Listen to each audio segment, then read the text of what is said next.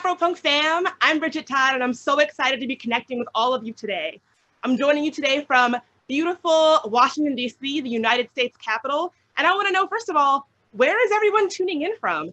You can use the chat to let us know, and also consider turning on your webcam so we can see all of your beautiful faces. Today, we'll be having a live community conversation looking at rebuilding our local communities through education, building economic power, entrepreneurship, and supporting Black businesses. We have a wonderful, lively panel joining us today, so let's get to know them. I want to start with my girl, Eunique. Eunique, go ahead and introduce yourself.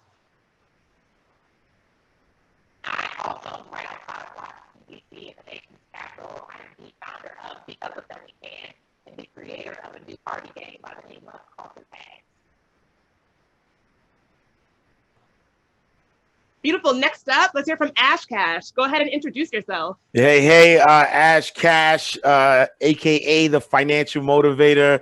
I am the author of 8 books, and I teach people how to change their mindset in order to manage their money better. News we can all use. Absolutely, absolutely. Especially me. Last but not least, Nadia. Hello. Please introduce yourself.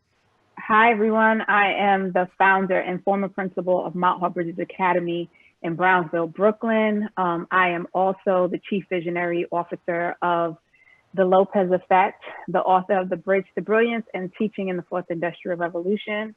And so I do all things education and disrupting the school to prison pipeline. Beautiful. Thank you all for being here today. So, these days, I feel like we all need to start with a little bit of a temperature check. I want to know, how do you think Black folks are doing as a community right now? Nadia, let's start with you. How do you think we're doing? It depends on the day. I think that there's sometimes that we're having good moments, but overall, there are moments when we are just simply exhausted. We're tired of being mistreated, disrespected, not honored, not counted. But I think that because of that, we unfortunately we are used to that, and we rally around each other as the village. So the temperature check for me has to be done every single day, because it can have its high moments and it can also have its low moments. Eunique, what do you think? How are we doing as a community right now in this moment? Yeah, something that we have to assess on a daily basis. I think that we're definitely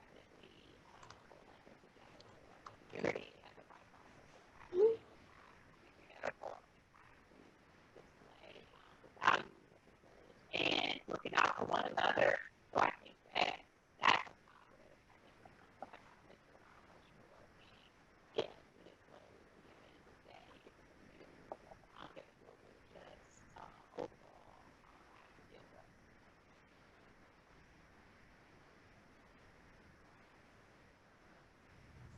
Can you hear me? Having a little trouble hearing you. That's much better. Let's see. Much better.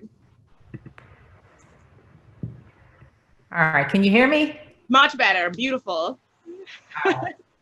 Sorry about that. No worries. Give us that answer again. How do you think we're doing as a community? What's your temperature check for the community? Yeah, I think as a community, it's something that, like Nadia said, it's something that we have to assess on a daily basis. I think that we are definitely coming together more as a community as a byproduct of what's happening. And I think that from an emotional and a mental well-being perspective, it ebbs and it flows given the day in the news. Absolutely. Ash Cash, what do you think? How are we doing? Yeah, I'm gonna echo what both Nadia and Eunique said. Is that you definitely got to assess it day by day. I believe that the community is definitely tired, but tired is not a bad thing. I think that it looks like we're coming together. We're tired to the point where we know things have to change, right? So it's one thing that if we're tired and we're willing to keep accepting the same things over and over again. But from my purview, when I look at the temperature of what's happening in the community, this level of tiredness is like, all right, enough is enough. Let's go. Like, what do we do to move the needle forward? And so, I'm excited when I look at the community, because I know that change is, what Rihanna and Jay-Z said, victories within the mile, right? So like victories within the mile. And I see it, I smell it, I feel it. I know it's about to go down. I love it. Well, that takes me to my next question for you, Ash Cash. As you think about all the different measures of stability or success for a community, from education to health to wealth to ownership, oftentimes Black folks are considered to be at the bottom of the charts, like of all the data. Do you think we're seeing any forward movement? Yeah, I do. Being out in the community, I do see a lot more, entrepreneurs. I think what happens is this, right? There are 4 types of people in the world. You have consumers, producers, investors, and philanthropists. With $1.4 trillion was our spending power, right, in 2019. And so the reason that we don't have wealth and it seems like we're on the bottom is because we are only one of the 4 people. We're consumers only. But what we need to start focusing on is not only we have to consume because money, there's a cycle of money. So we have to consume, but we also have to produce. We also have to invest, and we also have to give back. And so now, is the opportune time. I call this the great financial reset, where everyone's trying to figure it out. The big corporations, everybody's trying to figure things out. And so in chaos comes evolution. And so within this chaos, we have an opportunity to now say, you know what? I'm not just going to be a consumer. I'm also going to be a producer. I'm also going to invest, and I'm also going to give back. And once as a community, we start becoming, all 4 of these types of folks, then we will see an immediate shift. Some of that $1.4 trillion will actually stay in our community longer. Absolutely. You just talked about how important it is to give back. That's something that I know Nadia knows quite a bit about. Nadia, you often say that you opened a school because you wanted to close a prison. What kind of difficulties did you experience with getting that school opened and keeping it sustainable? And how did you find solutions in doing that? So let me tell you something. It was the hardest thing, and there was so many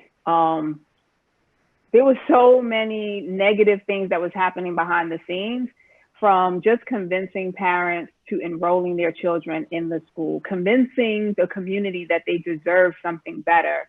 I had to deal with racism, classism, and sexism within the Department of Education itself. And stand on my own 2 feet and fight for a community that I just felt was brilliant, but didn't get the respect that it deserved. And then, the other part of it is just finding adults, teachers who actually believe in children, because everybody wants a job, but they don't want to do the work that is required in order to inspire and continuously pour into children who for a very long time have been disenfranchised. And we all know that's intentional, right? And so in order for me to become sustainable, I'm going to say I definitely had to lean on my village. So it started with my director of programs, Monique, a Chew, who was always there. Like, we were there in the school until midnight every night. She had my back. You always have to have someone who is your praying partner, but also someone who you can fall apart and cry and they will lift you up.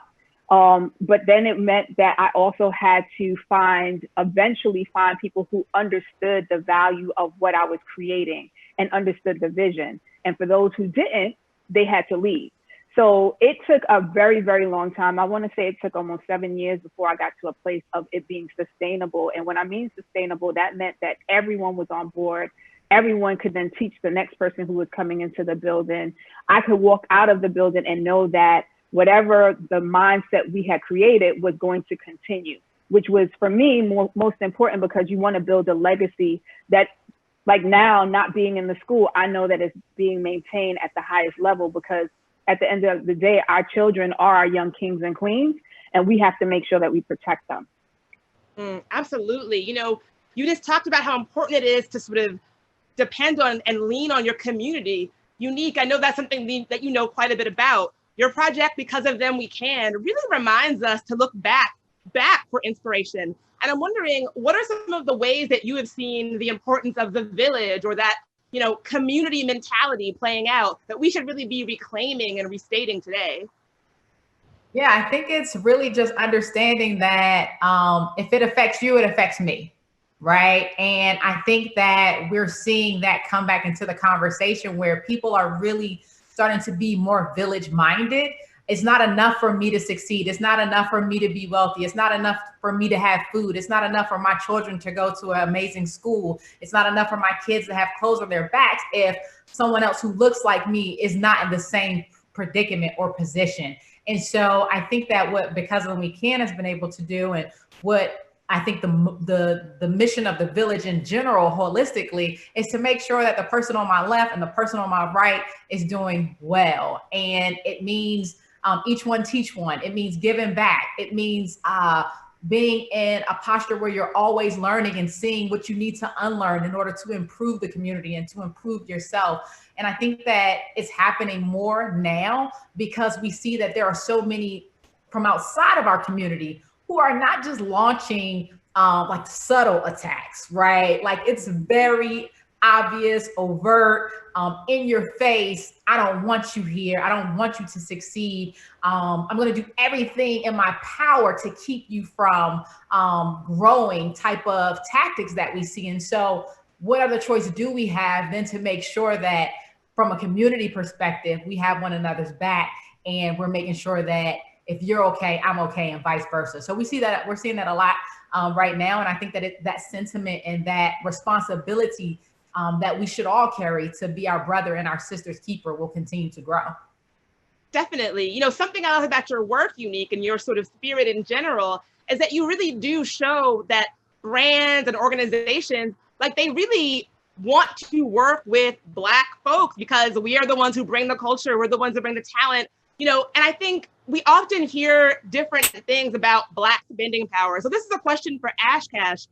You know, we often hear people say Black people just don't have enough money. But then we hear all of these statistics about Black buying power, and we see all of these brands wanting to work with us. So which is it? Like how do you think Black folks are really doing money-wise and capital-wise when it comes to this kind of stuff? Yeah, I think that unfortunately, a lot of the brands know our power more than we know our power. You know, I think that if we understood the power of economics, the power of, you know, owning our own businesses, the power of, you know, keeping our money within the community and supporting Black businesses. If we did that collectively, then we would have more money to circulate within our community. So I'll give you a quick stat. You know, the top employer, you know, of Black people is the government, right? But the second highest employer of Black people is Black businesses.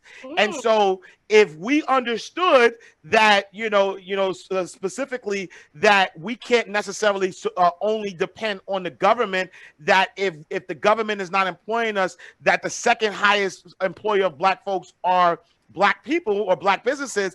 And if we started to support Black businesses more, create more Black businesses, that power would shift, right? Because now not only are you spending your money with a Black business, but now as you start to frequent in that Black business and allow that Black business to thrive, they're going to in turn, you know, hire more Black individuals. And then that starts to change the village, and that gives us more power, because once you have economic power, then you start, you know, it's a different conversation when you're asking for justice, when you're, you know, asking for a seat at the table. You don't have to ask for it when you have the economic power. You can actually build it yourself.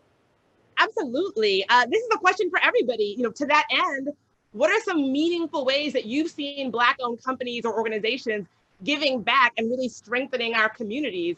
Nadia, I want to start with you. Have you seen any good examples of Black-owned companies really reinvesting in the Black community? You know, I'll use an example that is connected to Mott Hall. So you take an organization like Sundial, you know, that's under Unilever, that provides all the things with Shea Moisture. And they actually partnered with us when we were doing our She Is Me events, that then turned into, we hosted our Hair Fest. And they were so invested in making sure that our young people had the products that they needed, provided us with speakers to come in, you know, to talk about the different elements and careers that's within the Sundial family. So whether it was someone who dealt with branding, if it was someone who was behind the scenes that was the chemist, if it was someone who dealt with community relations, which is so, so important, because you think of a hair product and you think of beauty and wellness, but you're not also thinking about who are the individuals who are actually making it happen, who are actually going into our communities and ensuring that there is a viable investment happening. So that's just one example. I also say Greedy Vegan, that's in Brooklyn. So you take someone like Letitia Daring, who really took time, especially during the pandemic, to make sure that families were being fed. You know, she kept her establishment open. She was providing healthy meals. And we know that because of COVID, a lot of our community members were most affected, right? There are so many who have underlying health issues, but don't have access to fresh food. And she was making sure that there were families throughout Brooklyn, whether it was East New York, Flatbush, Bed-Stuy, Brownsville, that were getting food that they can actually eat and make them, you know, a little bit better and a little bit healthier. There was actually an option out there. So just in terms of those two individuals that I can say necessarily, they impacted the folks that I am in contact every single day, was evident. But there are so many other individuals who were doing it, and they were doing it at a time that they were actually suffering financially, right? But they were willing to put their purpose first. They were willing to put us first, because we understand that all we got really is us. All we got. All we got. Eunique, what do you think? Have you seen any good examples of Black businesses giving back and reinvesting in our communities? Yeah, so I mean, that I live for stories like that, and I think that there are more of them than we talk about on large platforms. But one that I love is Slutty Vegan. So it's based in Atlanta, owned by a sister named Pinky Cole. And one, the burgers are amazing, but outside of that, what she does in the community is so important, from hiring young people who might have been in some sort of trouble and are looking for a way to kind of reset their lives and get on a good path, to making sure that seniors at Clark Atlanta University or the schools that are in the area that they provide food to, making sure that the seniors aren't held back from graduating because they have outstanding, debt or dues, running Zoom to the polls types of events to make sure that our people are informed and educated when it comes to understanding the power and the importance of our vote. I've seen them do so many amazing things, not just giving back money, but time is also equally important. And then there's one other company I want to bring up who's also kind of in the food sector, which is Gooder, which is owned by a sister by the name of Jasmine Crow. So she's out of Atlanta. And what her company does is goes around and finds restaurants or establishments that are going to otherwise throw food away. And she gets that food and she goes to redistribute it to people that are in areas that are food insecure or food deserts. And just, seeing how they give back to our community is super important. And that's Jasmine's entire business model. When it comes to Pinky Cole, it's not really her, it's a part of who she is. It's a part of her purpose, but she's selling burgers and using that money to really just give back to the people who need it the most in various ways. And so I think there are a lot of examples. Those are just two really small ones. There's another brother by the name of that does Black and Bold by the name of Purnell. I think his last name is Caesar. It's available at Target.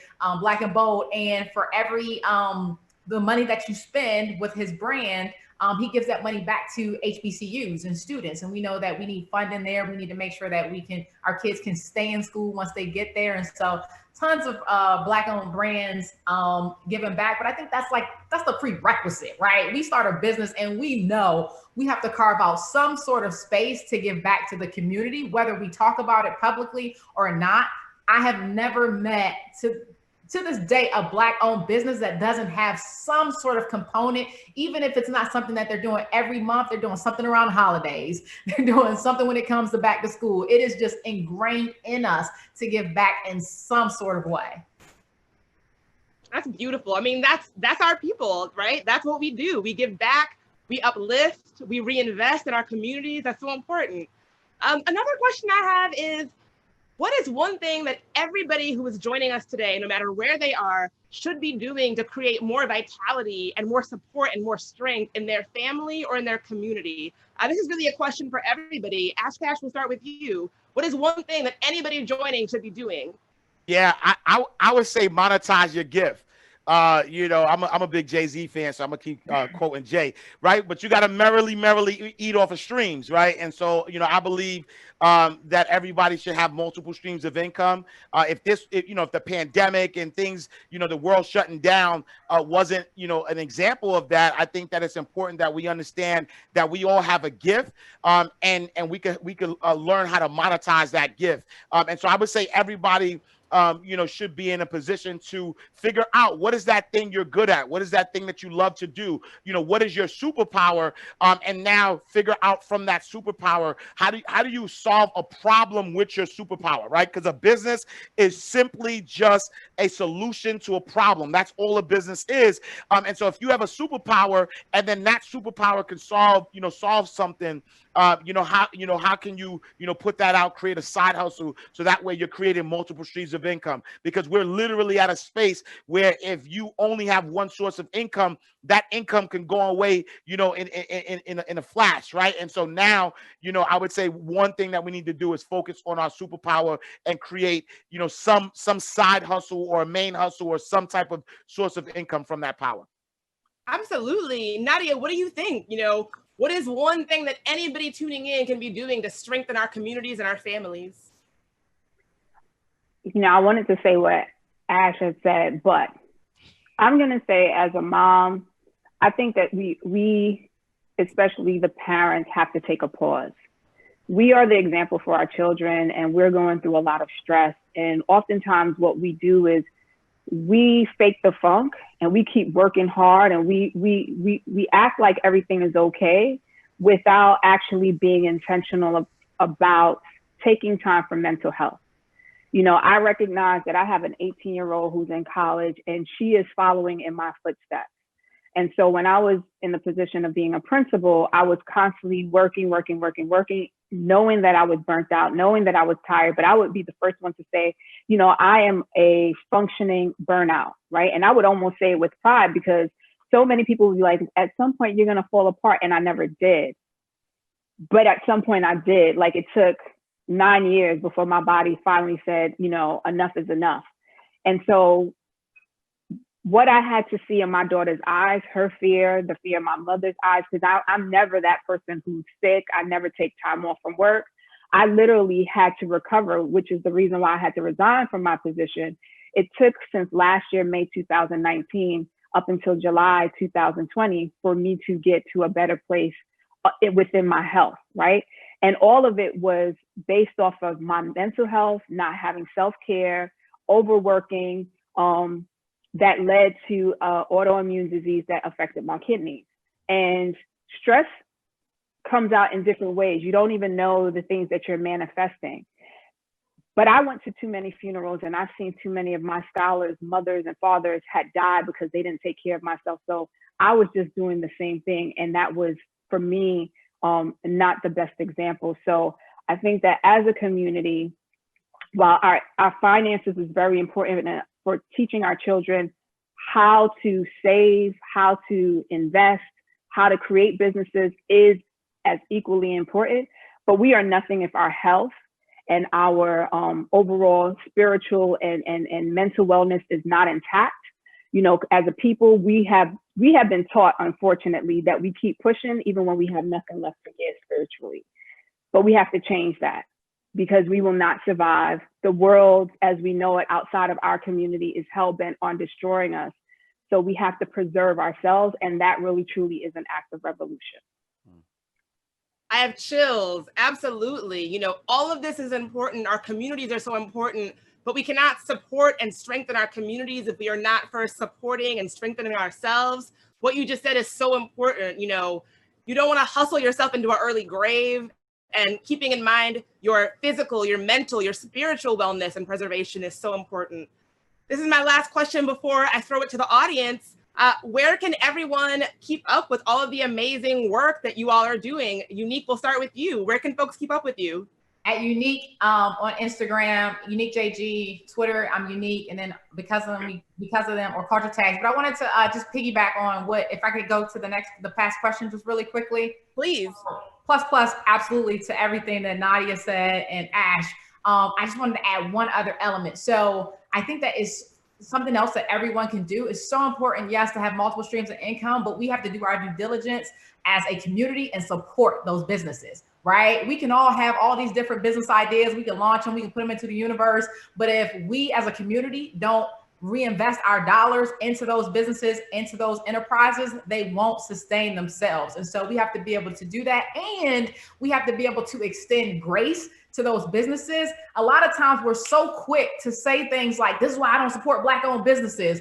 If a product is a day late, or if something is just not necessarily within your liking. And so I would say extend a little grace, understanding that oftentimes Black-owned businesses or businesses that are owned by people of color don't benefit from the same level of resources and funding and capital that allows some of our counterparts to have the big staffs, the robust systems. And I think that it's important for us to do our part in that perspective as well. But yeah, you can find me at Eunique on Twitter, at UniqueJG on Instagram, and Because of Them and Culture Tags on Instagram as well. I'm so glad you said that, Eunique. I feel like people will buy something, maybe it's just my people, my cousins, my family. They'll buy something on Amazon, it'll be a day late, and it's no big deal, it happens. If a Black-owned business sends something a day late, game over. It's game. I mean, how many of us have really gotten our items on time when it's from, you know, the brand out there that allows people to have a Prime account, right? Like that whole window is just out of whack right now. But when, to your point, if you have a Black-owned business and you get something a day late, I see so many times on social media where people are just screaming at Black-owned businesses, and it's us. And I think that sometimes we really need to take a step back and figure out how can we apply grace and how can I help, right? If we have that village mentality, it's not always, you know, personal. It's just like, how can I help? Is there something, some advice, some feedback that I could give? Can I pull you to the side? Can I send you an email? It doesn't always require the Twitter thread or the Facebook post, when you can just slide in someone's DMs or someone's email account, because we need these businesses to be around. And in order for them to get better, they have to get constructive criticism and feedback to improve. Absolutely. Ash, where can people keep up with all the amazing work you're doing? You can find me on my website, iamashcash.com. Follow me on all social media platforms, Instagram, Facebook, Twitter, at iamashcash. And a little light flex, I'm also Googleable. You can Google Ash Cash. Nadia, where can folks keep up with all the amazing stuff you're doing? I'm gonna do the heavy flex. You could Google me, but you can follow me at The Lopez Effect on Facebook, Instagram, LinkedIn, and Twitter. Beautiful. So now I want to throw it to audience questions. Please, if you can, turn on your webcam so we can see your beautiful faces when you ask questions, and use the chat to ask our panel whatever it is you want to know.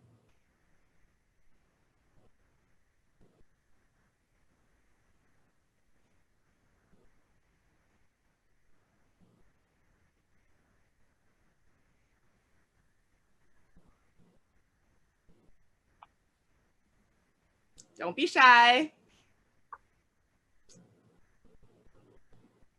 Typing.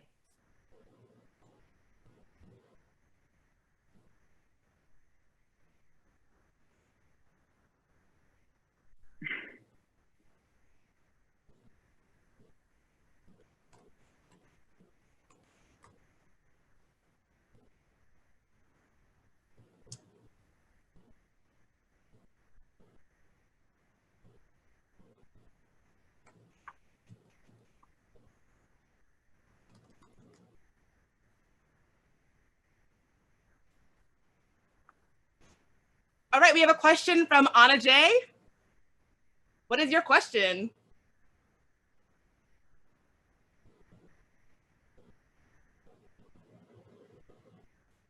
And you can just turn on your mic. You're all unmuted.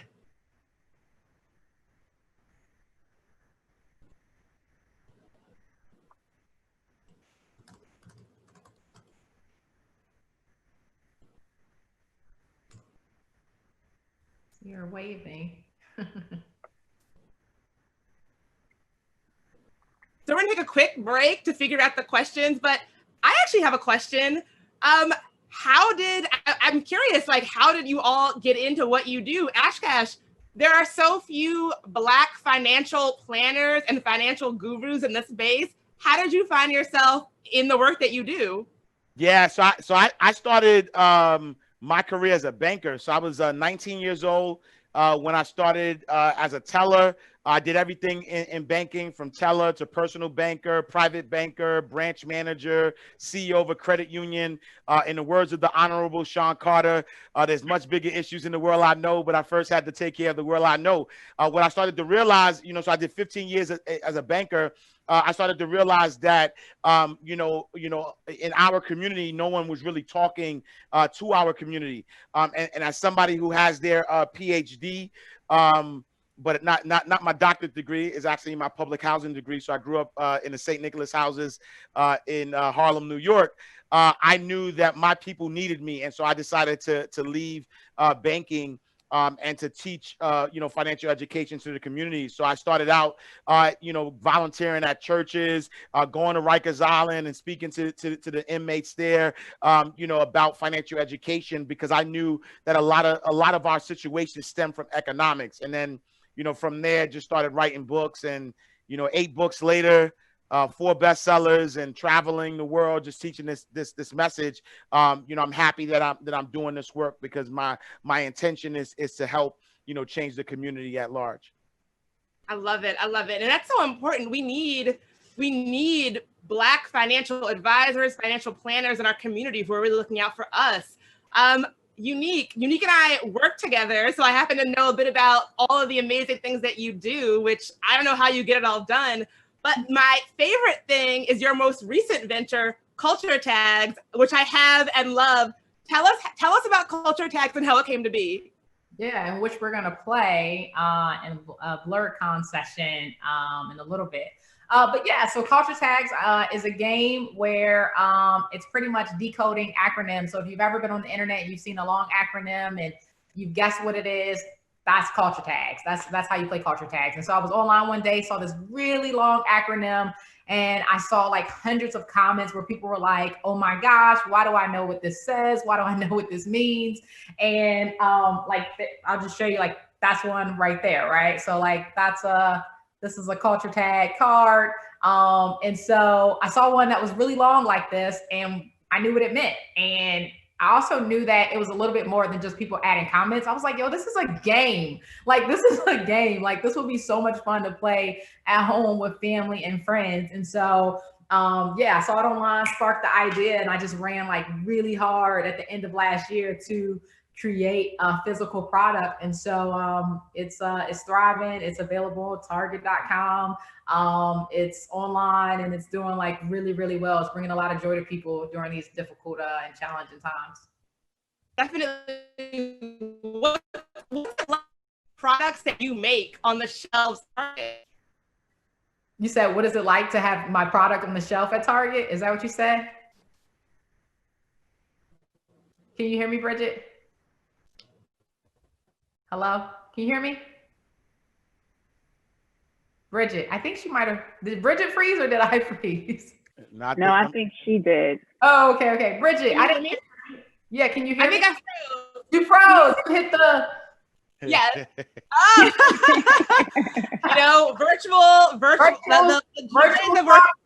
We should make that a game. My question is, what is it like to see your product in Target?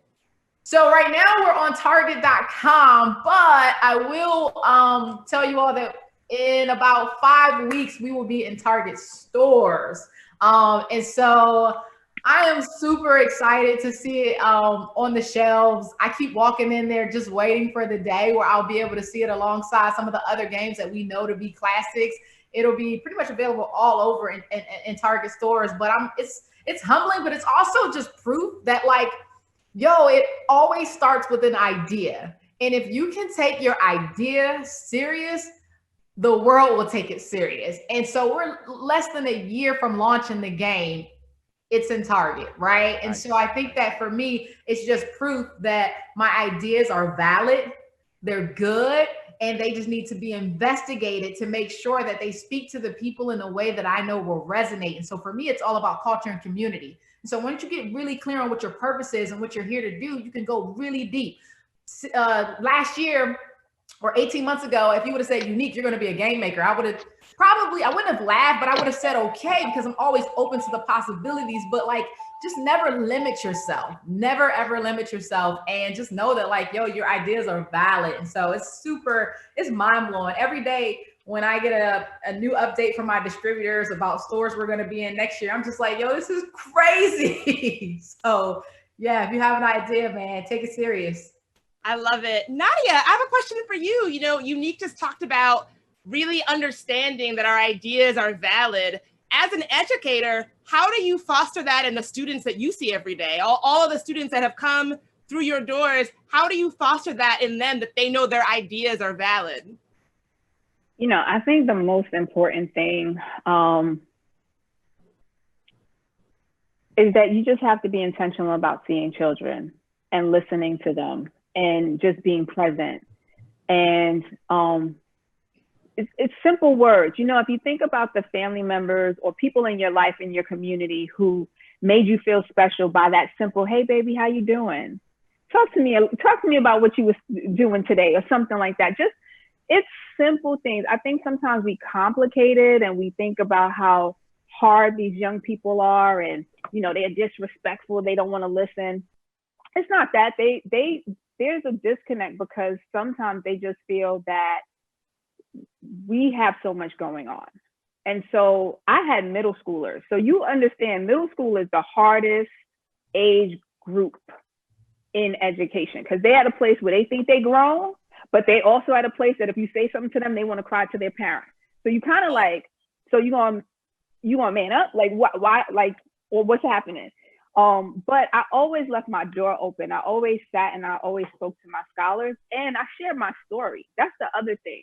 And I will always tell the parents that as well. Like, it's so important that you tell your story. For me, middle school was important because when I was in junior high school, that was the time that my parents separated and my dad was my world. So to lose my dad at that pivotal moment, it was educators who stepped in. They nurtured me. They allowed me to stay at school for long hours. Like I literally would stay with the administrators until 8, 9 o'clock at night, watching them plan and think about how Black children were going to take over this world and create programs. So that work ethic, that belief came from them. So when I became a principal or I even became a teacher, I created a space that was intentional to say, you are special. You are amazing. And just even using those words, you know, there are children who wake up every single morning not knowing that they even matter. There are children who walk into households where they're not even acknowledged, you know, and it makes a difference when a child walks into a classroom, walks inside of a building that someone says, I am so glad to see you today. You know, how are you doing? And actually listen for that answer. And so when you start to cultivate that, that becomes a relationship. And so a lot of my scholars who thought like, I remember I was an assistant principal and I would tell the young people at the school that I was at about college or talk to them about high schools beyond their immediate area. They would tell me that they weren't going to college because they were from Brownsville. And they would say it with such pride. And I had a problem with that because I was like, what does that mean? Like, do you even know that Brownsville was the place where they had the education strikes? Like Black educators shut it down in Brownsville, was like, we're not doing any more work until you hire Black people to become administrators because there's more of our children in the system, but it's less of us actually leading them. That's Brownsville, that's civil rights. Y'all come from like a legendary group of people who were no nonsense. So how do you not think you can't aspire and be something greater than what they're trying to tell you in the media? And so when you provide that education, you show them those examples, and then you tell them in your blood, you are already kings and queens. Education is what helps liberate you. And if you're not getting educated, you need to challenge the people who are standing in your way. So those things, right? But that required me to show up. That required me to be the principal that didn't stay behind in her office all day on the computer and putting the public school system ahead of the children's needs, because oftentimes that's what you find.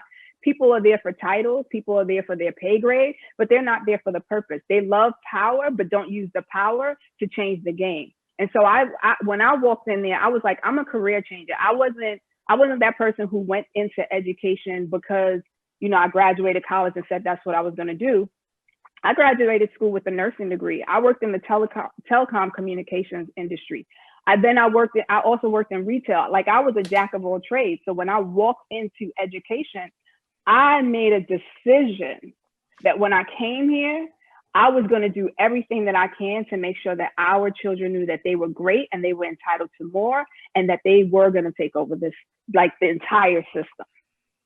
Thank God for educators like you. Honestly, thank God. Like, thank God we have people like you in the system. So it seems like we should be able to ask some questions of our audience. You can ask the questions verbally if your cameras are on. I want to ask Anjane for your question. If you can hear us, go ahead and verbally ask your question to our panel. Hi, guys. Can you hear me? Yes, Anjane. Okay. All right, so I'm gonna go back to the question I originally had. So my question is, what are some ways or resources that you guys have for our, like, mental health? I know growing up, we always distorted from mental health because it's not like it's not an acceptable thing, but what are some of your resources to, I guess, get back into your mental health and provide for the community? Yeah, for sure. I mean, I'll jump and say, you know, if you're on Instagram, you know, follow the People's Therapist. You know, she is someone who does mental health. She is a therapist, but she does mental health for our community. So I would definitely check that out. You know, I would also say, as far as resources go, you know, I think for me, you know, making sure that I stay balanced.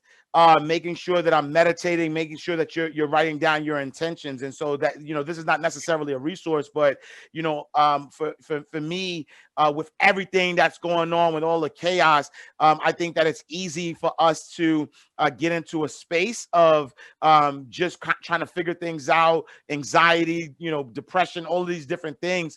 And sometimes for me, what I realize is that when I quiet my mind, and so I make sure that I meditate, I make sure that I'm writing down how I'm feeling, and I'm writing my intentions. I'm writing down my intentions. So that way, you know, I'm coming into the world with a clear head, opposed to, you know, bringing on the day, you know, and adding on the day, you know, day by day. And so I would say that as a resource to really get to a space of, you know, clarity, you know, meditation is a great, you know, a great tool. Beautiful. Others? Nadia, Eunique? Yeah, there are some meditation apps. I can't think of, I have one on my phone, but I don't want to scroll through all my apps.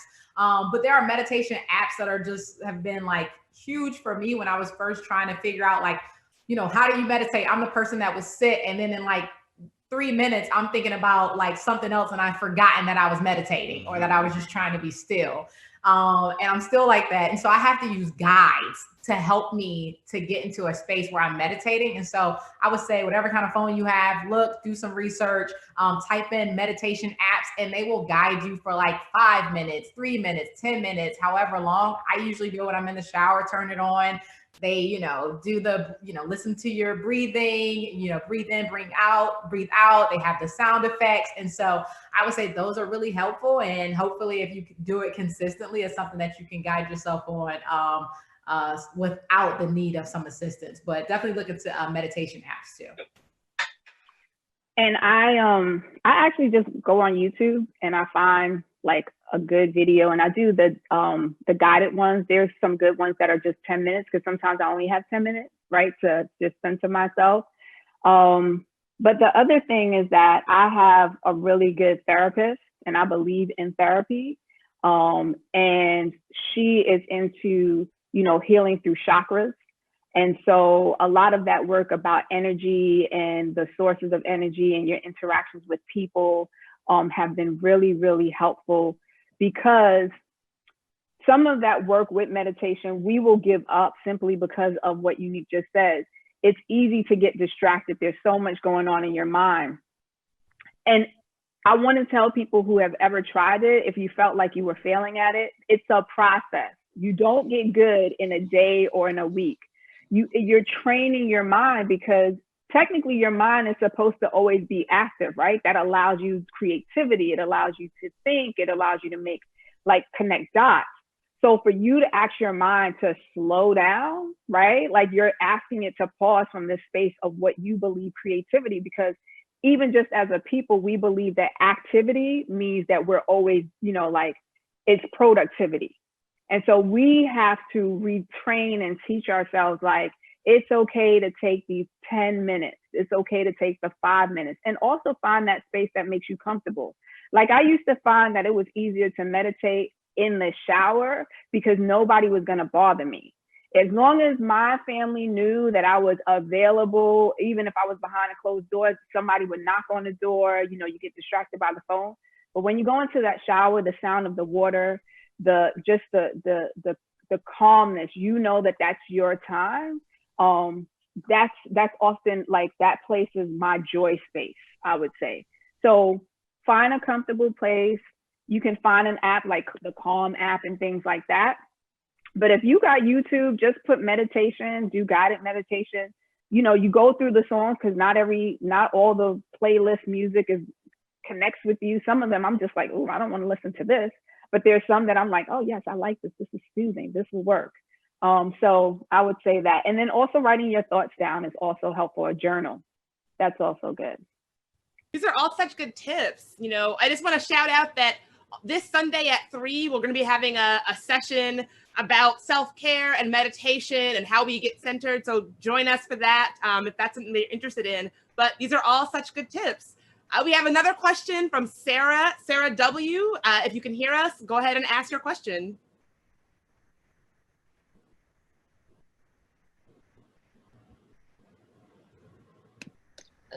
Okay, can you guys hear me? We can hear you. What's up, Sarah? Okay. Hello. Hi. I'm a student in college, and I'm wondering, how do you know when it's time to push yourself and really, like, work towards things, like, vigorously? And how do you know when it's time to, like, take a step back and recharge and reflect? Oh, I could take that. So there are 3 P's that I tell people when you're thinking about, like, business or pursuit, that you should always keep top of mind. You have to know when to push, you have to know when to pause, and you have to know when to pivot. And it's very likely that you'll be in between one of those P's at any given time. My advice is, like, your gut is always your guide. Your gut is your guide. Your gut will let you know when it's time to push. When you feel anxious, like, almost not like you're going to miss out on something, because what's for you won't pass you, but you still have to be in tune to know, like, okay, the time feels right. It feels like I can do this. Do I feel equipped? And what's behind the push, right? Because you can be pushed by fear, and you can be pushed by just the confidence in knowing that it's your time. I think that you also have to be able to do a pulse check to see how you're feeling, right? Nadia just you spoke a word to me when you were talking about taking care of yourself. I'm like, oh, let me schedule some rest for this weekend, because you have to be able to go along the path, right? To follow the journey, to do the work. And so, how are you feeling physically, mentally? Like, are you stressed? Are you in a good environment? Like, what's happening externally and internally to really motivate your decisions? And so, I feel like you have to know that you're equipped, and you have to be prepared and feel like you're equipped for the journey. And so if you feel tired, if you feel like exhausted, if you feel stressed out, if you feel like there's anxiety, whatever it is, I think you have to pay attention to those little notes, right? And you have to know that it's okay to slow down, it's okay to pause, and that anything that's for you, it won't pass you. And I think that at the end of the day, it always has to go back to, how do you feel in your gut? And your gut will defy, like, what may seem rational and logical to other people. which is why it's all about your gut and not what other people tell you you should be doing. It has to come from within, because when the people aren't around you to validate you or to cheer you on or to nod their heads in agreement, you have to have something on the inside that is still driving you towards your goal. And so pay attention to your gut and know that it's okay to pause. It's okay to pivot. And when it's time to push, you'll feel it from the inside. I feel like you're speaking just to me, Eunique. I was like, I needed to hear this today. So thank you, Sarah, for asking the question. Thank you, Eunique, for the answer. And I also want to thank our entire panel for their time and all of their amazing work in our community. And I want to thank everybody out in the audience for being here with us today. I hope all of us can really dig in and take what we've learned back to our families and our communities. And I can't wait to spend more time with you during Planet AfroPunk this weekend. Thank you all so much, and we will see you real soon.